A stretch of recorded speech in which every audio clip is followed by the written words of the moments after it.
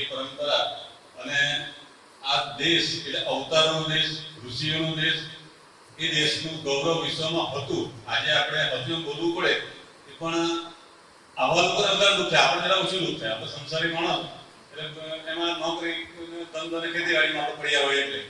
પણ જે દેશનું દુનિયામાં એટલે વચ્ચે વાત સરસ કરી કે કૃષ્ણ વંદે જગતગુરુ, આવી રીતનો જે દેશ છે તે દેશના આપણે સૌ નાગરિક લોકો છીએ.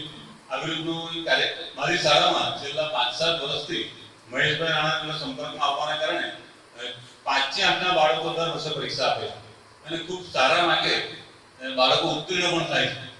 અને બાળકોને અને માતા પિતાને પણ આનંદ થાય કે મારું છોકરું ભણતા ભણતા જ્ઞાનની બે સારી વાત, સારી વાર્તા, મહાપુરુષોના ચરિત્રો, એનામાં સંસ્કરણ થાય. એટલે તેનો મને અતિ આનંદ છે કે દર વર્ષે આ વર્ષે પણ દર વર્ષે મારી શાળાના બાળકો 5 થી 8ના પરીક્ષા આપે છે. અને એની સાથે સાથે અમે શિક્ષક મિત્રો પણ જે પુસ્તિકા વાંચવા માટે આપીએ છીએ તમે પોતે પણ સાથે વાંચીએ. એટલે પ્રાર્થના સંમેલનમાં પણ વાત કરવાની અમને વાર્તા નવી મળી જાય. રૂટીન વાર્તા હોય અમારી, નવી વાર્તા અમને આમાંથી મળે. એટલે અમારા માટે બાળકને પણ સરસ, અમને પણ આનંદ થાય.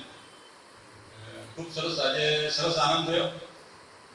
પણ આવી રીતનું થવાથી આપણે પરસ્પર નજીક આવીએ અને આપણા વિસ્તારમાં ગાયત્રી માતાના વિચારો અને જે ક્રાંતિકારી વિચારો છે એ કેવી રીતે પ્રસ્થાપિત કરી શકીએ એના માટે ભાઈએ વાત કરીને થોડો ત્યાગ કરવો પડે. ત્યાગશો તો મેળવશો, આપણું સૂત્ર છે. ત્યાગ વગર કંઈ મળતું નથી.